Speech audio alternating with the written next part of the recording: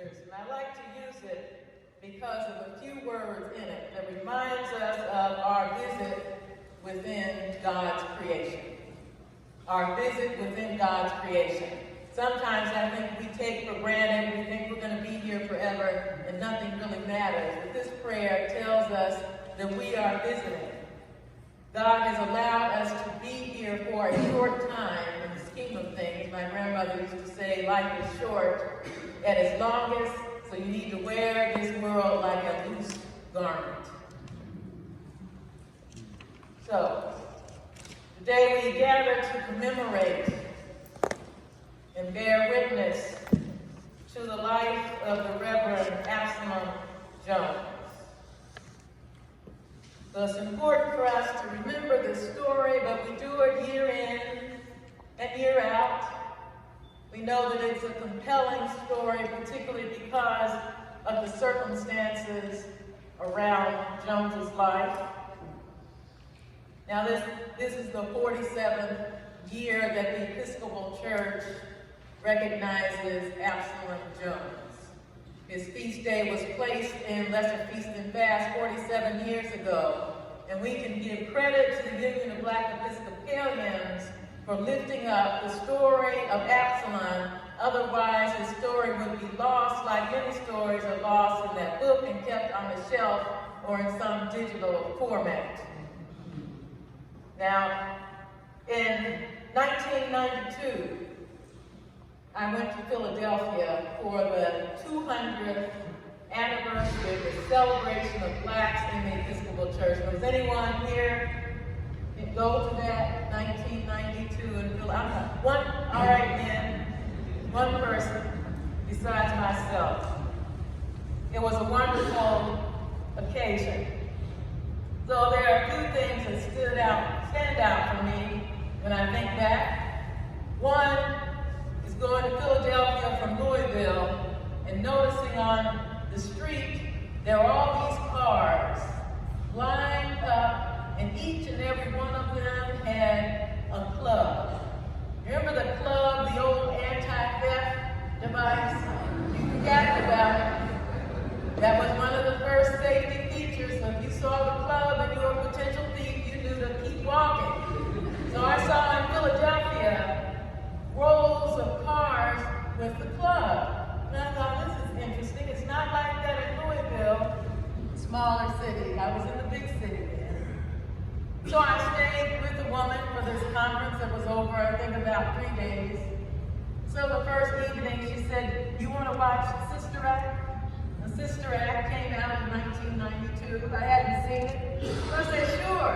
So she put in the VHS tapes.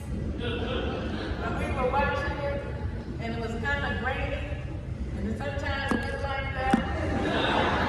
And sometimes I heard people laughing. And then she finally said, oh, I bought that from a bootleg person on the street. So I said, oh, okay, all right. But the most important thing that I carry with me is a play that was written for that occasion. It was a play about the life of Absalom Jones. Now, you know the details of his life, and it's written there in the program, so I'm not going to go through those again. But what struck me in this particular presentation was the fact that they wore powder wigs. Now, powder wigs, remember, they were worn by people of status, and so the black people were wearing the powder wigs, position of status. And they showed the exchange between the people trying to determine where they would worship after they were removed and then made their decision not to go back to St. George's Methodist Church. So they took a vote. And they decided they wanted to go to the Episcopal Church. But what's missing in any Episcopal narrative of this occasion is the fact that Richard Allen said no. Remember, Richard Allen and Absalom Jones were friends. They formed the Free African Society and Benevolent Society, and they were doing good work, helping people. Then the church got in the way. and they made a decision. So Richard Allen said, I don't want to have anything else to do with the predominantly white denomination because we have seen what happened to us. We were not respected. We were cast into the gallery. No one told us about the segregation. We worked hard and gave our money to help build it, and now they wanted us to get out, and now you people have decided you want to go with the Episcopal Church. And Richard Allen said, no, I'm not for my own. As a result, we have today the AME Church, about 2.5 million members, the Episcopal Church, just under 2 million members. The numbers aren't really important, just a little detail. So in this play, they show the people talking back and forth about making the decision of where to go. And Richard Allen peeling off, and AbsalomJones agreeing to go with the people who wanted to go with the Episcopal Church. And the rest is part of our collective story of blacks in the Episcopal Church. Black people in the denomination that was formed and still has a reputation of being that for the rich, for the wealthy, the upper class. Of course, that has changed over the years. And the black church, unfortunately, in many dioceses, has been neglected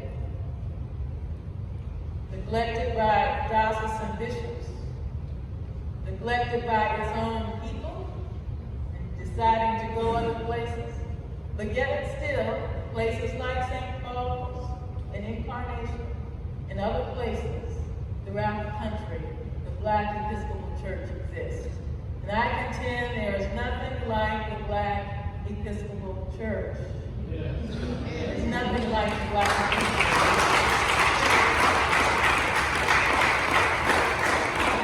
Black Episcopalians are able to take advantage of the elasticity that exists in Anglicanism and bring to it the African culture along with the ritual and the liturgy and praise God in a mighty way that is glorious.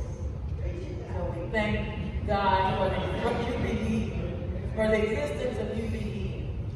As we forget, the UBE in the Episcopal Church has become the conscience of a predominantly white denomination, making certain that at General Convention, deputies of color are assigned to committees right away. The white deputies are told they have to wait. They have to wait until actually they go through General Convention, and then the next time, then maybe they'll be assigned to a committee. Sometimes I found the white deputies don't take too kindly to this. I was a 3-time General Convention deputy in 2003, 6, and 9, and people would say, oh, it's my first time. I'm not on a committee, and I am. I'm on this committee or that committee. But what it did, it allowed the voices of the marginalized, those who would not otherwise be at the table to discuss various resolutions, to have a place there, so they could hear our voices. UBE has helped to encourage this in the local diocese, making certain that standing committee, commission on ministry, and deputies who are elected, that they are deputies of color who are lifted up to be representative, because we too are part of the body of Christ. We're part of the body of Christ. Now I've gone way off screen. But I knew this was going to happen because I was wrestling with today. And like I said, AbsalomJones comes up annually. So I was wrestling, what might I offer to the good people who will be at St. Paul's that will be relevant, that will be helpful, and in accord with the day. So I thought of the Ghanaian Sankofa bird, that image of the bird reaching back to get the things that are important and bring it as it flies forward into the future. So today we reach back and we latch on to the story of AbsalomJones, the people who formed that congregation, who put up with the racism and discrimination from the Diocese of Pennsylvania and are still there as witnesses today. They had the fortitude and perseverance to do so. Now, where did that fortitude and perseverance come from?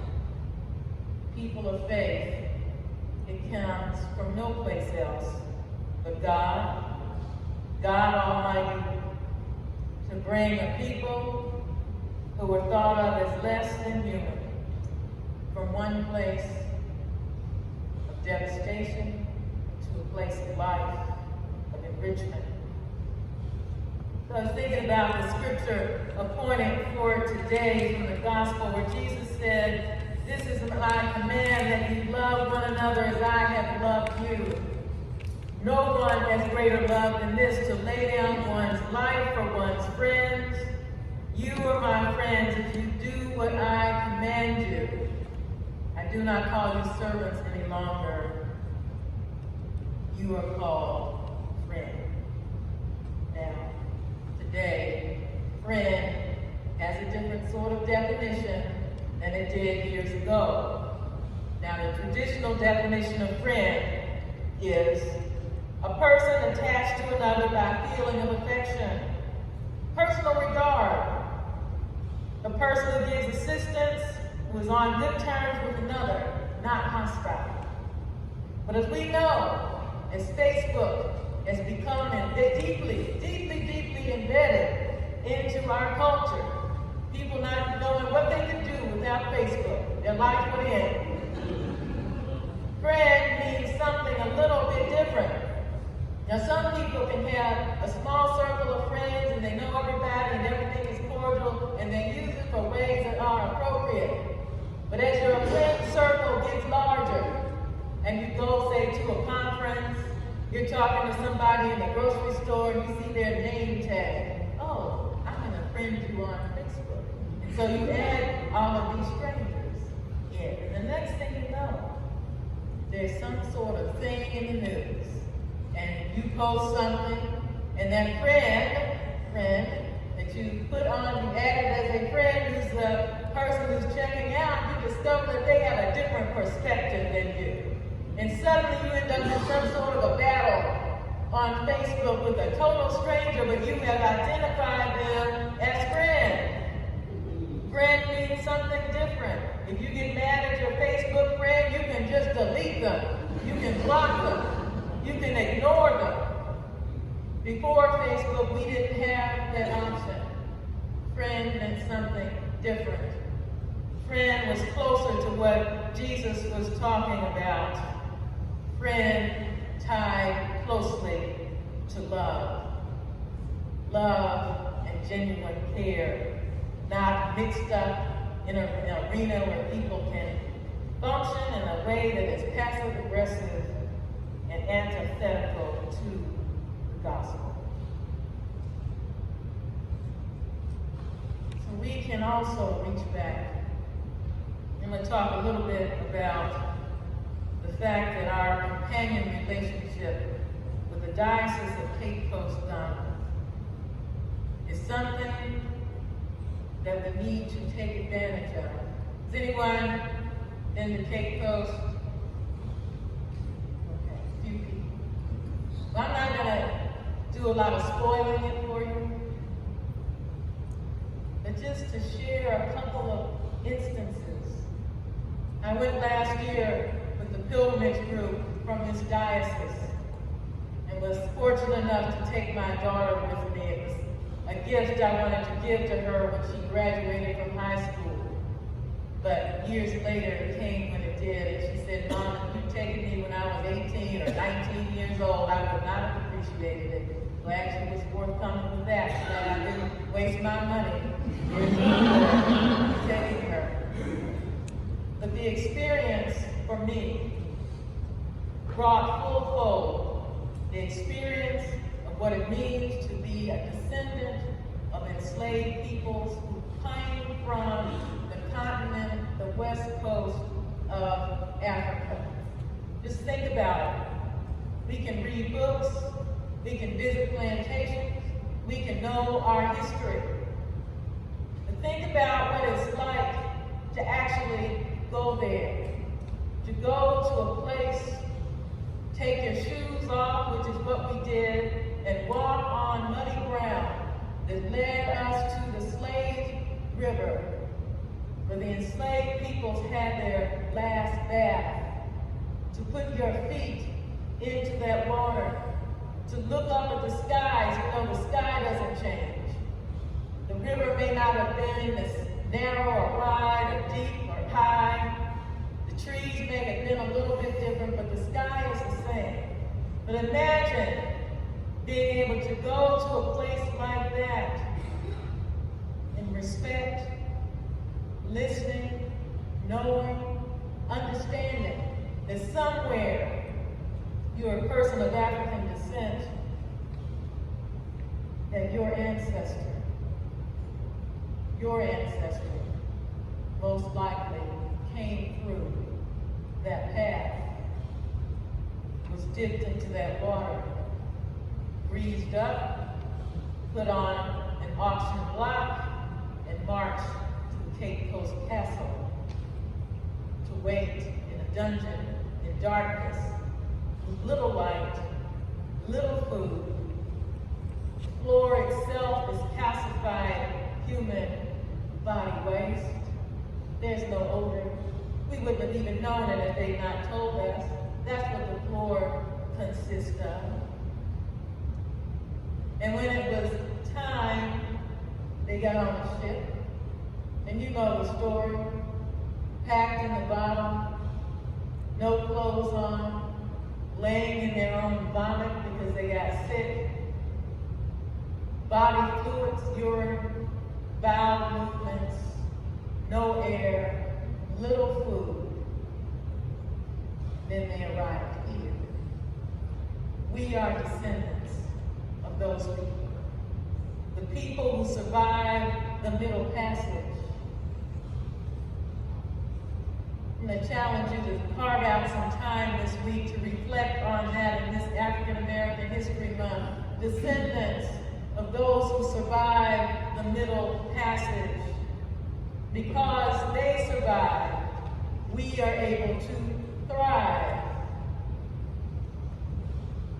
If we choose. If we choose not to allow the systemic racism to hold us in place.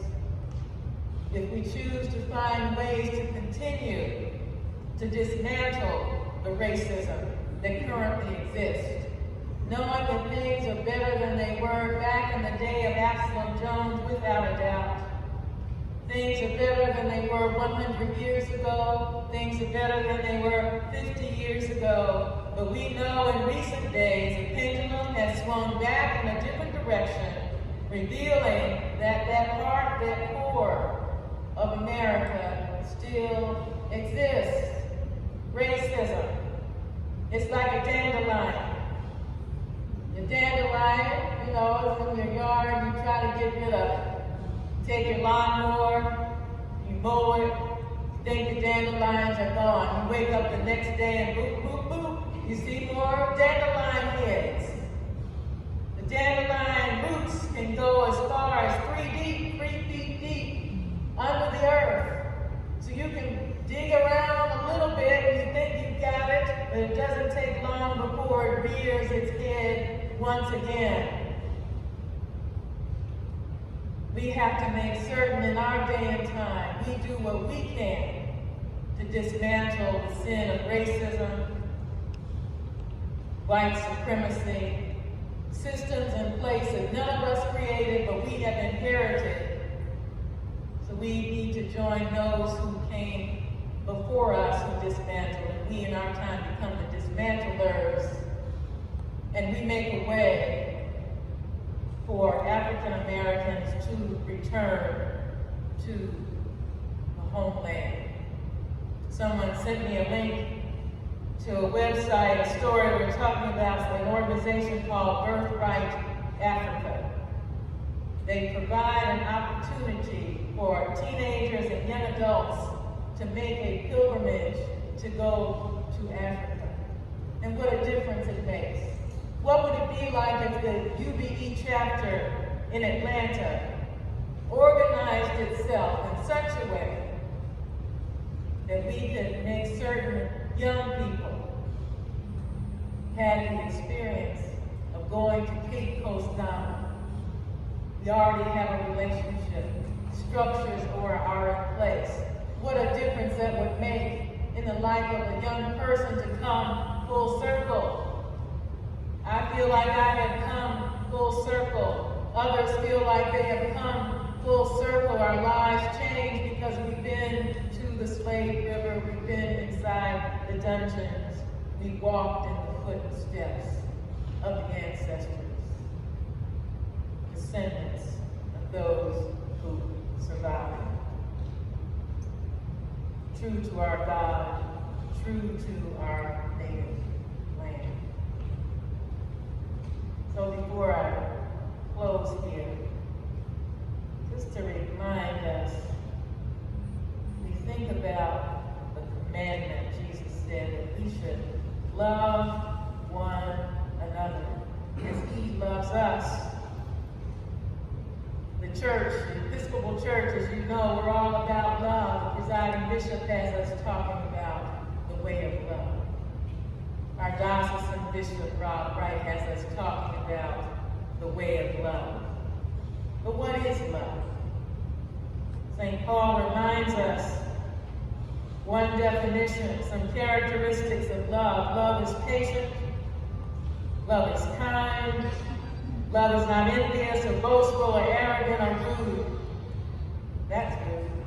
It does not insist on its own way. It is not irritable or resentful. It does not rejoice in wrongdoing, but rejoices in the truth. Love bears all things, believes all things, hopes all things, endures all things. God's love never ends. God's love never ends.